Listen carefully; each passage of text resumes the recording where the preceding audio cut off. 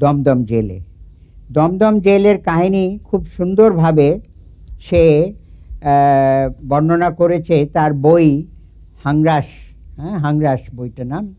হাংরাস বইতে সে বর্ণনা করেছে, এবং সেই বইয়ের মধ্যে যে বর্ণনা করেছে তাতে আমার মনে হচ্ছে যে সাহিত্যের একটা নতুন ধারা সে খুলে দিয়েছে। কারণ ওই বইটা একটা ডকুমেন্টারি, কিন্তু ফিকশনালাইজড ডকুমেন্টারি বলা যেতে পারে। জেলে গিয়ে ভালো খারাপ কিছুটা মানুষ চিনেছি। পকেটমার আব্দুল আমাকে বলেছিল, বাইরে গিয়ে আপনি যার তালাশ করছেন বাসেই আপনার সেই আব্দুলই যে হ্যাটকোট পরে বাবু সাহেব সেজে আপনার পাশে দাঁড়িয়ে আছে সেটা ধরতেই পারবেন না।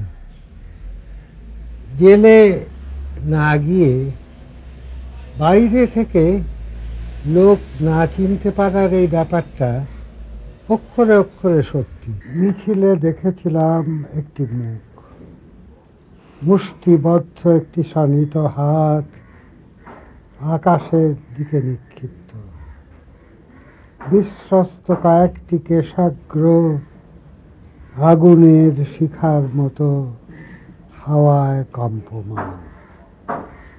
ময়দানে মিশে গেলেও ঝঞ্ঝাক্ষুব্ধ জনসমুদ্রের ফেনিল চূড়ায় ফসফরাসের মতো জল জল করতে থাকলো মিছিলের সেই মুখ। সভা ভেঙে গেল, ছত্রাকারে ছড়িয়ে পড়ল ভিড়, আর মাটির দিকে নামানো হাতের অরণ্যে পায়ে পায়ে হারিয়ে গেল মিছিলের সেই মুখ। আজও দুবেলা পথে ঘুরি, ভিড় দেখলে দাঁড়াই, যদি কোথাও খুঁজে পাই মিছিলের সেই মুখ। কারো বাঁশির মতো নাক ভালো লাগে, কারো হরিণের মতো চাহনি নেশা ধরায়, কিন্তু তাদের হাত নামানো মাটির দিকে। ঝঞ্ঝাক্ষুব্ধ সমুদ্রে জ্বলে ওঠে না তাদের তৃপ্ত মুখ ফসফরাসের মতো। আমাকে উজ্জীবিত করে সমুদ্রের একটি স্বপ্ন, মিছিলের একটি মুখ। অন্য সব মুখ যখন দুর্মূল্য প্রসাধনের প্রতিযোগিতায় কুৎসিত বিকৃতিকে চাপার চেষ্টা করে, পচা সবের দুর্গন্ধ ঢাকার জন্যে গায়ে সুগন্ধি ঢালে, তখন অপ্রতিদ্বন্দ্বী সেই মুখ নিষ্কষিত তরবারির মতো জেগে উঠে আমাকে জাগায়। অন্ধকারে হাতে হাতে তাই গুজে দিই আমি নিষিদ্ধ এক ইস্তাহার, জরাজীর্ণ ইমারতের ভিত ধসিয়ে দিতে ডাক দিই, যাতে উদ্বেলিত মিছিলে একটি মুখ দেহ পায়, আর সমস্ত পৃথিবীর শৃঙ্খল মুক্ত ভালোবাসা দুটি হৃদয়। তখন তার অনেক আগে থেকে সুভাষের সঙ্গে আলাপ ছিল, মানে কবি হিসেবে চিনতাম, কিন্তু পরে ব্যক্তিগত আলাপটা আরো বেশি হওয়ার দরুন আমাদের বিয়ে হয় খুবই তাড়াতাড়ি, এবং সেই সময় আমরা ঠিক করি যে আরো বেশি অভিজ্ঞতা সঞ্চয়ের জন্য আমরা চলে যাব কোনো গ্রামাঞ্চলে, এবং আমরা বজবজটাকে, ওটা জুট আন্দোলনের একটা সেন্টার ছিল, তা সেই দেখতে এসেছিলাম।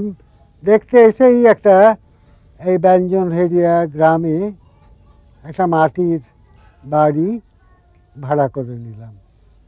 বজবজে আসার আমার প্রধান কারণই ছিল যে এতদিন পর্যন্ত কেবল হাওয়ায় ঘুরেছি, কিন্তু মানুষকে দেখেছি, কিন্তু একেবারেই দর্শক হিসেবে। এখানে থাকতে থাকতেই আমরা চটকল আন্দোলন করছি, রোজ ভোরে যাচ্ছি মিলের গেটে, বজবজ মিলের গেটে, আর তারপরই কিছু খেয়েই চলে যেতাম ন্যাশনাল লাইব্রেরিতে, গিয়ে ইতিহাসের বই পড়তাম, কেননা বাঙালির ইতিহাস লেখার জন্য। এই ছিল আমার কাজ। তারপর সন্ধ্যাবেলা ফিরে এসে আবার আমাদের চটকল মজদুর ইউনিয়নের অফিসে যাওয়া, পার্টির কাজ করা, এইসব। এবং সেখানে সুভাষের যে কবিতা,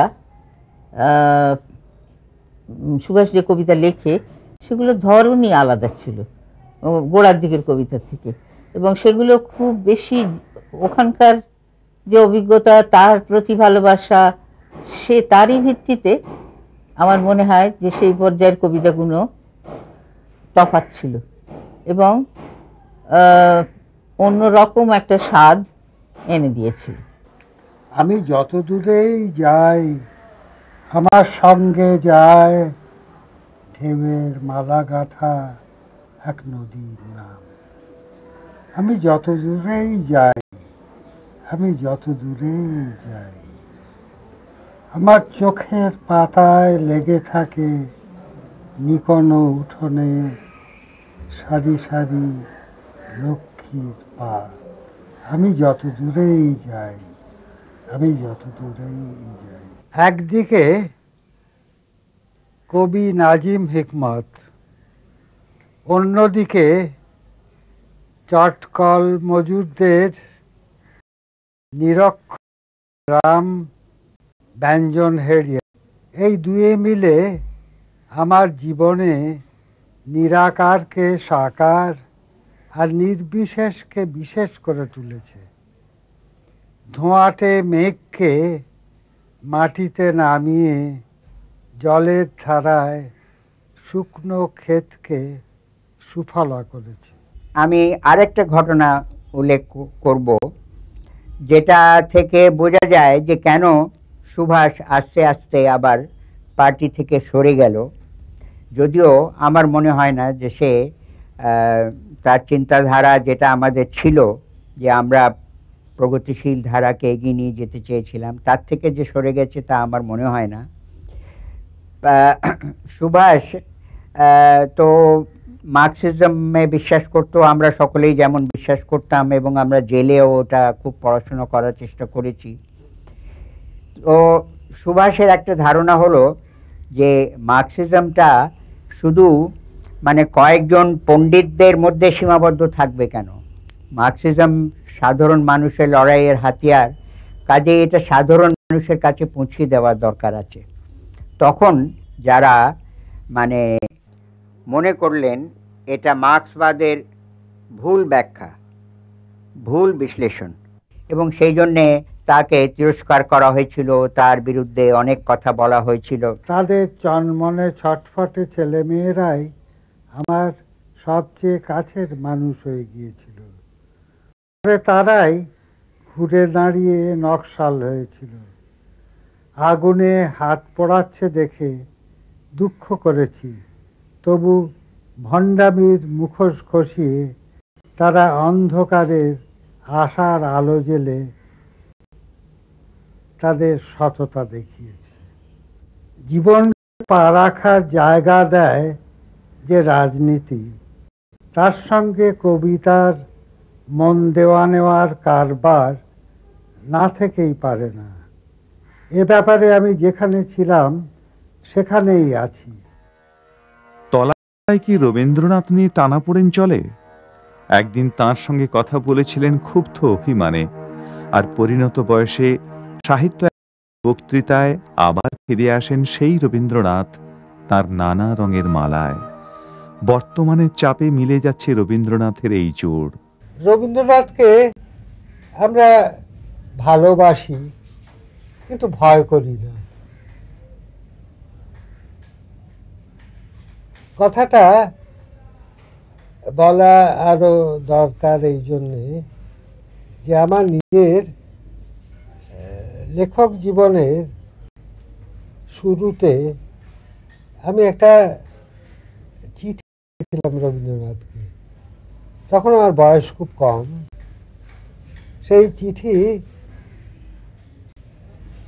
পদ্যে লিখেছিলাম। তার মোট কথা ছিল এই যে তোমার কবিতা আমার খুব ভালো লাগে, আমাকে সব কিছু ভুলিয়ে দেয়। কিন্তু যখনই আমি তোমার কবিতার বাইরে তাকাই, আমার জীবনের দিকে যখন তাকাই, তখন দেখি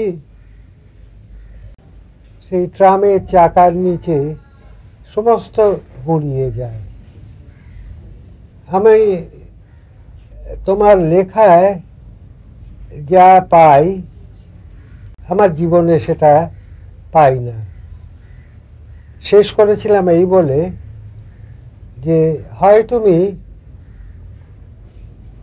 তোমার কবিতা পৃথিবী থেকে উঠিয়ে নাও, না এই পৃথিবীটাকেই তুমি তোমার কবিতার মতো করে বদলে নাও। আমি রবীন্দ্রনাথ সম্পর্কে কোনো কবিতা লিখিনি,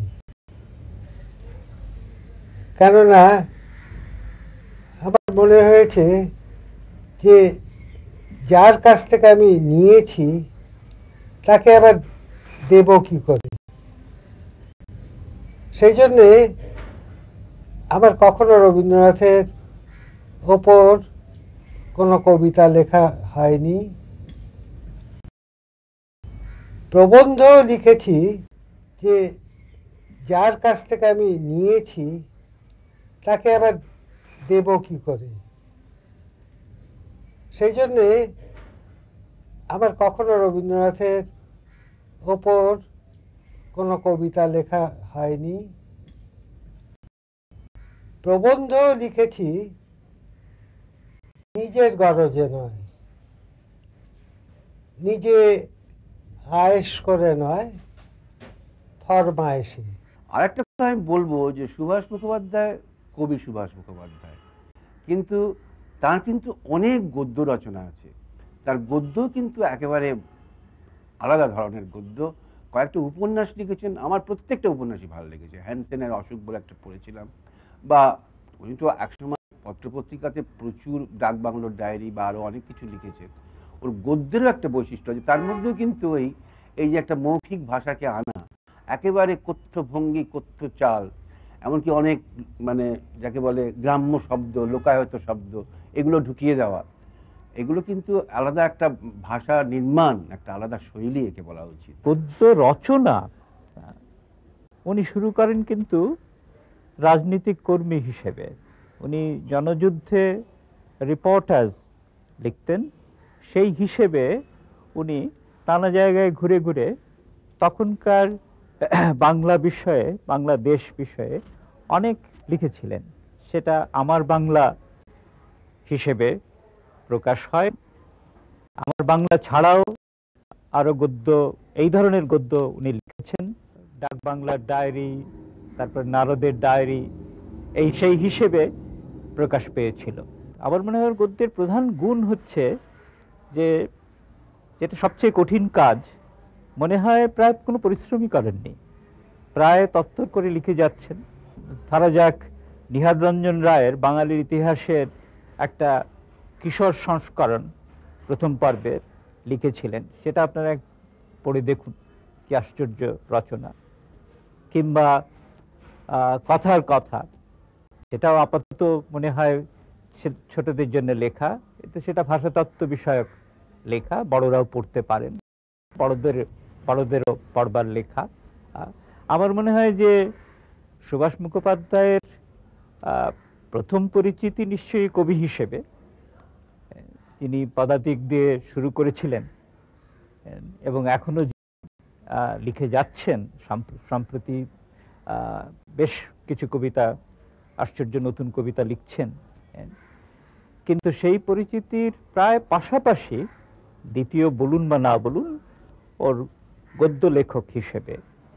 এবং আমার মনে হয় যে উপন্যাসে কবিদের উপন্যাস হিসেবে শুধু নয়, ঔপন্যাসিকের উপন্যাস হিসেবে ওর একটা জায়গা থাকবে।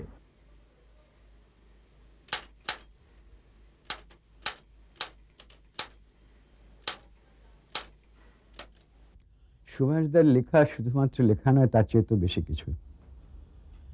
অনেকদিন থেকেই রাজনীতির সঙ্গে যোগাযোগ, এবং তারও আরেকটা দিক আছে যে আমাদের দেশে সাধারণত সাহিত্য, শিল্প ইত্যাদির ব্যাপারে আমরা পশ্চিম ইউরোপ বা আমেরিকা তার দিকে তাকিয়ে থাকি। কিন্তু সুভাষদা প্রথম থেকেই হয়তো অন্যরকম ভেবেছিলেন। যেদিন তিনি নাজিম হিকমত অনুবাদ করেন, তুরস্কের কবি, তুরস্ক ইউরোপে বটে, কিন্তু ইউরোপীয় ইউনিয়নে এখনো তুরস্ককে নেয়নি, তুরস্ক এশিয়াও বটে। সেই দিন থেকেই আমরা দেখতে পেয়েছিলাম সুভাষদার মধ্যে এমন একটা প্রবণতা, যেটা পরবর্তীকালে 1958 সালে তাকে আফ্রো এশীয় লেখক সম্মেলনের সম্পাদকীয় মণ্ডলীর অন্তর্ভুক্ত করেছিল। তিনি তাশখন্দে গিয়েছিলেন আমন্ত্রিত হয়ে। সেখানে আফ্রো এশীয় লেখক সম্মেলনের সম্পাদকীয় মণ্ডলীতে প্রথমে ছিলেন বিশিষ্ট সদস্য, পরে তার প্রেসিডিয়ামের অন্তর্ভুক্ত হন। এর মধ্যে অনেকগুলো জিনিস আছে। সুভাষদা অনেক অনুবাদ করেছেন, তার মধ্যে কিছু অনুবাদ আছে যেগুলো আমরা বলতে পারি যে যেমন মার্কস থেকে নিয়ে ভূতের ব্যাগার অনুবাদ নয়, নিজের মতো করে লেখা, বা রোজেনবার্গ পত্রগুচ্ছ বা এই ধরনের জিনিস, যেগুলোকে ঠিক ইউরোপীয় মূল সাহিত্যের ধারার সঙ্গে মিলিয়ে দেখলে চলবে না। কিন্তু তার বাইরে সুভাষদা যা অনুবাদ করেছেন, যেটা আমার কাছে সবচেয়ে চমকপ্রদ মনে হয়েছে, সবই তৃতীয় বিশ্বের কবি। মূলত পাবলো নেরুদা একমাত্র যিনি লাতিন আমেরিকার, কিন্তু বাকিরা কাজাকিস্তান বা উজবেকিস্তান, সোভিয়েতের মধ্যে যে এশিয়ার যে সমস্ত ভাষার কবিরা ছিলেন তাদের অনুবাদ করেছেন। তিনি অনুবাদ হিকমত ছাড়াও অন্য অনেক আফ্রো এশীয় লেখকদের অনুবাদ করেছেন। বাংলায় তাদের বলা যায় একদিক থেকে তিনি আমাদের কাছে নিয়ে এসেছেন। এই প্রথম আমরা জানতে পেলাম যে একটা জগৎ আছে ইউরোপের বাইরে, ইউরোপের কবিতার বা ইউরোপের সাহিত্য চিন্তার, এমনকি ইউরোপের বামপন্থী সাহিত্য চিন্তার বাইরেও আরো একটা ধরন আছে, যেটা আমাদের খেয়াল করতে হবে। আমাদের মনে রাখতে হবে যে নাজিম হিকমতের কবিতা যখন প্রথম বেরিয়েছিল বাংলায়, সেটা শুধু যে বাংলা কবিতা মোড়ই ঘুরিয়ে দিয়েছিল তা নয়, সুভাষদার নিজের কবিতারও মোড় ঘুরিয়ে দিয়েছিল। নতুনভাবে শব্দ সম্বন্ধে তার সচেতনতা ইত্যাদি জাগিয়েছিল, বা কোন জিনিসের ওপর নজর দিতে হবে, কোন দিকে তাকাতে হবে, এই জিনিসগুলো। আফ্রো এশীয় লেখক সম্মেলনের সদস্য থাকাকালীন তাকে নানা দেশে ভ্রমণ করতে হয়। তার মধ্যে ইউরোপ বাদ দিয়ে আফ্রিকা এবং এশিয়ার নানা রকম দেশ, মিশরে গেছেন, আলজেরিয়ায় গেছেন, অন্যান্য অনেক দেশে তাকে বারে বারে যেতে হয়েছে। সেখানকার লেখকদের সঙ্গে তার পরিচয় হয়েছে। একটা সময় আলেক্স লাগুমা, যিনি দক্ষিণ আফ্রিকার লেখক, অ্যাপারথাইড সরকারের দ্বারা বিতাড়িত হয়েছিলেন, তার সঙ্গে তিনি সম্পাদকীয় মণ্ডলীতে ছিলেন। সেখানেই তার সঙ্গে ভাব এবং খাতির হয় ফয়েজ আহমেদ ফয়েজের। এই জিনিসগুলো কিন্তু খুব উল্লেখযোগ্য জিনিস, যে আমাদের কাছে আমরা সবসময় যেরকম ভাবে তাকিয়ে থাকি ইউরোপের দিকে, যে ইংল্যান্ডে কি লেখা হলো, ফ্রান্সে কি লেখা হলো, বা জার্মানিতে কি লেখা হলো, সুভাষদা কিন্তু তা করেননি। সুভাষদা এমনকি অনুবাদ করবার বেলায় যেটা আরেকটা যেটা করেছেন, সেটা যেমন এখানে মৌলানা আবুল কালাম আজাদের বইও অনুবাদ করেছেন, বা শের জংয়ের শিকারের বই অনুবাদ করেছেন, এখন সালিম আলীর পাখির বই অনুবাদ করছেন। সুভাষদার অনুবাদের অন্য একটা দিকও আছে, যেমন যদি তিনি এই ধরনের আধুনিক কালের রাজনৈতিক সচেতন কবিদের অনুবাদ নাও করেন, তখন তিনি হাফিজ করেন, কিংবা তিনি ভারতবর্ষেই ফিরে আসেন, অমনু করেন, চর্যাপদ্য করেন, এই সমস্ত জিনিস আমাদের জন্য তিনি তৈরি করে দেন। এটা একটা মনে হয় সম্পূর্ণভাবে উন্মোচিত নূতন জগৎ। নূতন কিন্তু অনেক দিনের পুরনো, আমাদের আশেপাশেই ছিল, আমরা জানতাম না। সুভাষদা আমাদের জানিয়েছেন। যেমনভাবে তিনি বাচ্চাদের জন্য বই লিখতে গিয়ে জানান কি, কেন, কবে, কোথায়, কোন পশু পাখি ইত্যাদি, তেমনি বড়দেরও বোধহয় তার একটা জানাবার ইচ্ছে ছিল। ওর শিশু সাহিত্যে উনি ইয়াসিনের কলকাতা বলে একটি উপন্যাস, খুব জরুরি লেখা, লিখেছিলেন। তাছাড়া ওর বাচ্চাদের জন্যই লেখা দেবীপ্রসাদ চট্টোপাধ্যায়ের জানবার কথা সিরিজে উনি একটা বই লিখেছিলেন অক্ষরে অক্ষরে। সুভাষদা একটা সময়ে নবপর্যায়ে সন্দেশের সম্পাদক ছিলেন, সত্যজিৎ রায়ের সঙ্গে 2 বছর মতো সম্পাদনা করেছিলেন।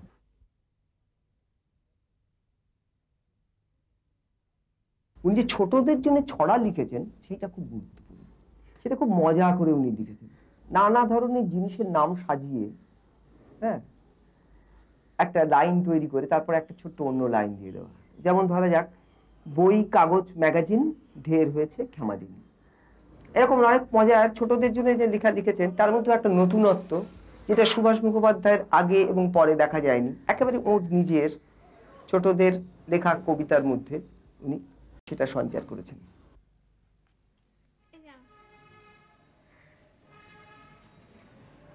ওনারা না ওরা? আচ্ছা আচ্ছা। আমার একটা সুবিধা যে আমি তার অনেক পরে জন্মেছি, তার ফলে তার সারা জীবনের কবিতা আমি হাতে পাই। আমি দেখতে পেয়েছি তার অনেকগুলো বাঁক এসেছে কবিতায়। বাইরের দিক থেকে বাঁকের কথা আমি বলছি না, যে মাঝে মাঝে উনি ছন্দকে খুলে দিয়েছেন, গদ্যে লিখেছেন কবিতা, আবার কখনো কখনো কবিতাকে গুটিয়ে এনেছেন, ছন্দে বেঁধেছেন, সেগুলোর কথা বলছি। আমি বলছি অন্তরঙ্গে বদল হয়েছে। কিরকম? যত ওর বিশ্বাস পাল্টেছে, সেই সাধারণত কি হয় আমরা জানি যে উনি একটা বিশেষ মতাদর্শে বিশ্বাস করতেন। কবিরা নিজের অজান্তেই অনেক সময় এইটা উচিত ওইটা উচিত নয় মনে করে একটা ছকের, একটা তত্ত্বের, একটা ধারণার অনুসরণ করতে থাকেন। তার ফলে তাদের নিজেকে প্রশ্ন করবার, অবস্থার পরিবর্তনের সঙ্গে নিজেকে পাল্টে যাওয়ার ব্যাপারটা চলে যায়। সুভাষের তা হয়নি, তিনি বারবার পাল্টে গেছেন। যেমন আমি বলছি যে তার একটা খুব বড় বদল ঘটেছিল, সেটা আমরা সবাই জানি, ছেলে গেছে বোনের সময়, নকশাল আন্দোলনের সময় তার একটা বদল ঘটেছিল যখন কমিউনিস্ট আন্দোলন ভেঙে যায়। এই সব বদলই অন্তরঙ্গে, কিন্তু সেইটাই কবিতার ভেতর থেকে বদলে দিয়েছে। সম্প্রতি কিছু কয়েক বছর ধরে আমরা দেখতে পাচ্ছি, বছর 15 ধরে, তার কবিতা একজন বৃদ্ধ দেখা দিচ্ছে, একজন বেয়াক্কেলে বুড়ো, যে 60-এ পা দিচ্ছি ভেবে হুমড়ি খেয়ে গেল রাস্তায়, কিংবা এই নিজেকে নিয়ে সুন্দর কৌতুক বারবার সুভাষ মুখোপাধ্যায়ের কবিতায়, গত 19-20 বছরের কবিতায় ফিরে আসছে। আর এটা তার একেবারে শেষের দিকের পর্ব। আর সেই কৌতুকের সঙ্গে মৃত্যুর কথা রয়েছে, চলে যাওয়ার কথা রয়েছে। কিন্তু এইটি খুব আমাকে আশ্চর্য করে যে সেই মৃত্যুর কথার মধ্যে কোনো বড় বিষাদ নেই, কে কোনো ভয়ঙ্কর দুঃখ এসব নেই, আছে একটা সুন্দর প্রসন্নতা। এই পৃথিবীর দিক থেকে খুব সুন্দরভাবে তাকিয়ে একজন মানুষ যেন চলে যাচ্ছে আস্তে আস্তে, এরকম একটা কথা তার শেষের দিকের কবিতার মধ্যে বারবার ফিরে আসছে। কোনো অভিযোগ নেই, কোনো নিজের জন্য কোনো দুঃখ নেই, আছে কৌতুক আর প্রসন্নতা। ও মেঘ, ও হাওয়া, ও রোদ, ও ছায়া যাচ্ছি, ও ফুলের সাজি, ও নদী, ও মাঝি, ও নীড়, ও পাখি যাচ্ছি, ও ছুঁচ, ও সুতো, ও ছিটের জামা, ফিতে বাঁধা জুতো যাচ্ছি, ও ছবি, ও গান, মমতা ও টান যাচ্ছি, ও চোখের চাওয়া, ও ছাদ, ও সিঁড়ি, ও মাটির দাওয়া, ও কাঠের পিঁড়ি যাচ্ছি, ও স্মৃতি, ও আশা, ও ঝিঝি, ও ঝাউ, ও ধোঁয়া ও কুয়াশা, বৌনি ও ফাউ যাচ্ছি। মাটি ও হাঁস ও ডিম